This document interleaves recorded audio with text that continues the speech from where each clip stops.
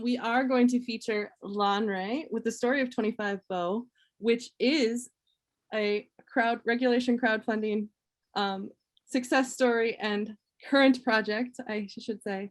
Lanre will be introduced by and interviewed by Adriana, who is one of our favorites as well. So Adriana, if you want to take it away and introduce yourself and then introduce Lanre. Absolutely. And good morning, everyone. Thank you again for the opportunity to join you today. In my role today, I am moderating and having an amazing conversation with the amazing Lanre Ajakaye. But what pays the bills, I am the regional director of community engagement for Verizon. So I oversee the Verizon Foundation and our community investments. But today, I have the honor of having a conversation with Lanre and talking a little bit more about, this amazing opportunity and investment that he's making in the community. But before we dig into that, Lanre, how's it going? How are you? Going fantastic. How are you, Adriana? Hello, everyone at Venture Cafe.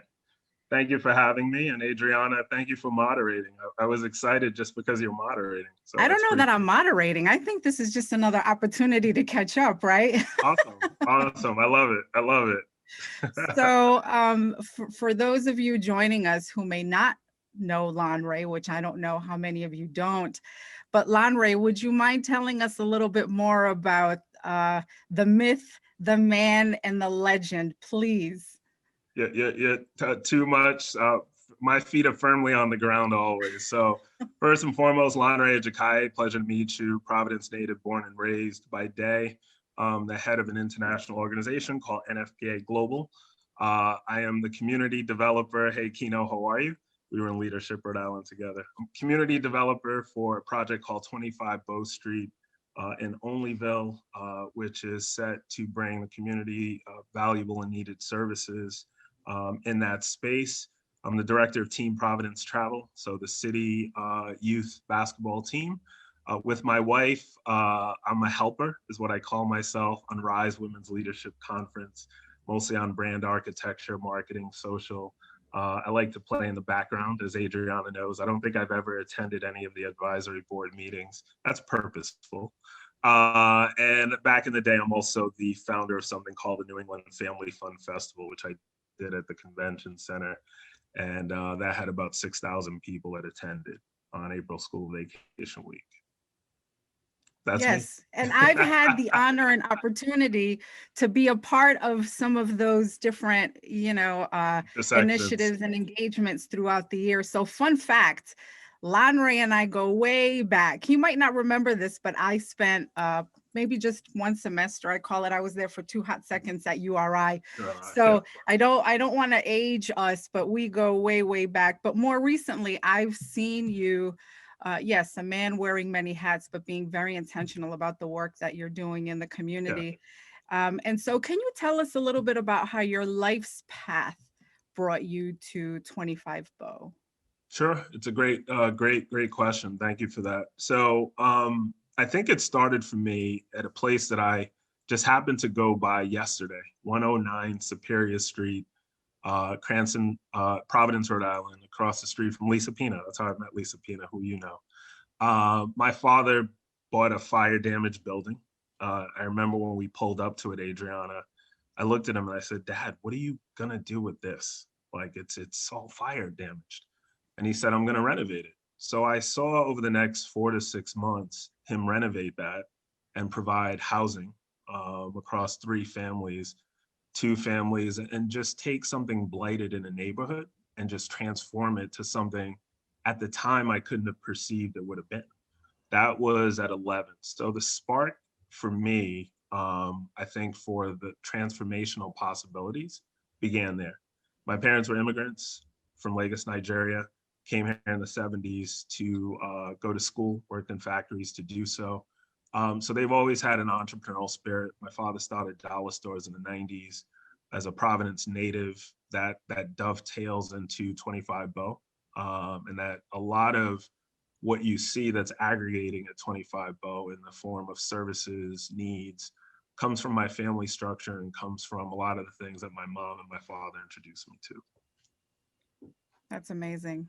That's amazing that you're anchored in that legacy and you're anchored, you know, in your truth and in your community. So can you tell us a little bit more about what's going to be happening at 25 Bough? What you got cooking?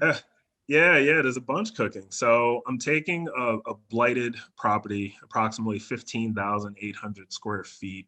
That's in the Olneyville section of Providence, Rhode Island. Hasn't been used for the better part of a decade, and turning that into community affirming in-demand space. It will have sections including the Futures Hub, which will power financial literacy, career awareness, self-awareness for third grade all the way through high school. It'll have, and different organizations that will be there are the Financial Literacy Youth Initiative with Marcy Reyes, the Winner Circle program, which was awarded Top 10 Techie in November from Rhode Island Monthly. Career Devs with Arnell Millhouse will have a satellite office there. The Empowerment Group will be teaching development there. I don't need to recreate the wheel. I just need to collaborate well, because there are a lot of organizations that are doing a lot of great work. These organizations will be aggregating in 25 Bough in the Futures Hub. Among other things, there will be a co-working space for entrepreneurship, innovation, smaller co-working space. There will be a cultural experience museum. Rhode Island doesn't have one, so I can't point to it. But if you think of Boston Museum, Smithsonian-esque type of museum where installations can be programmed in the cloud, and those installations that can be programmed in the cloud will map to the cultures of Providence and Greater Rhode Island that really will expose youth to history and culture that's not taught in schools today, Adriana. Quite frankly, I see it being a place that in the future, like a Boston Museum and different places, that youth will be bused to for different exhibits that are going there that are changeable in the cloud. I'm working with people like RISD on that. RISD is committed to the project and as a student project. So 34 different designs I've gotten recently, which are mind-blowing. TellArt will also be helping out with that. And the House of Moni will be helping, which is an art design firm based in cultural kind of nuance. The other things that will be there is retail space. So I won't let the cat out of the bag yet, but the retail cafe and a lot of the retail spaces, there are different corporations who will potentially be housed at 25 Bow Street across health, wellness, and financial. Those tie to sustainability of the programs, having them there. There'll be a small format gym, and upstairs a multi-purpose function hall with a smaller outdoor space connected to it. And last but not least, near and dear to your and my heart as sports parents, we're driving all over the place, is a small athletic skills facility. So in that way, I envision it as a multi-generational space. You know, people call it a community center, but the things that people are going to be learning there, I think are a modern 3D in-demand space that, quite frankly, I don't believe Rhode Island has yet.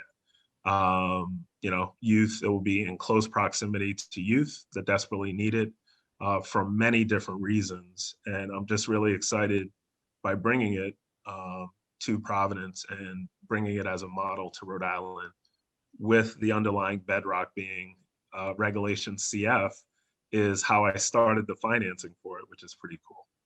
And that's what I was hoping to dig into a little bit. Sure. But thank you for unpacking that. And it really is a true ecosystem of partners anchored in a community that historically has been under-resourced. And so thank you for initiating, you know, that very innovative, you know, collaborative to ensure that the impact gets to the communities who most need all of those resources. And so to the point that you just brought up, so how does this get funded? Like, how do we make this happen? So like a lot of the things that I do, it's piecing together collaborations and putting it out in front of people. So the first way that I started that was Regulation CF. That took me the better part of a year to get approved by the SEC as the first real estate project under Reg CF. I don't look at where the campaign is daily. I know it's over 140,000 or 145 or something like that. It could be, thank you, Toonie, for donating. It could be higher than that. So that's the first way. But the reasons I did that is kind of what I'd like to go into, just to put the kernel and the seed in people's minds. I did it because when you do a regulation crowdfunding campaign, what happens is the community becomes invested in what you're doing. They learn about what you're doing. You build a community of people who are trying to advance the cause, and you have your own kind of village and tribe that feel more invested in the project. So that, interestingly enough, was more important to me, that I can give people a way to participate in the investment, and they can see or be part of the transformation of their community. It's not this top-down development that they've never been to before it was created. They didn't have input into or insight. As you know, because you've already been there, you've been inside, I brought 55 plus leaders and influencers to the building who not only have given me great insight about what's going to go on there, but they've seen it from the beginning. So that's one part of it. SBA 504, so I've looked into that. So the SBA 504 has a great program where when you're over 53% owner occupied, I've had great meetings with different people at LISC.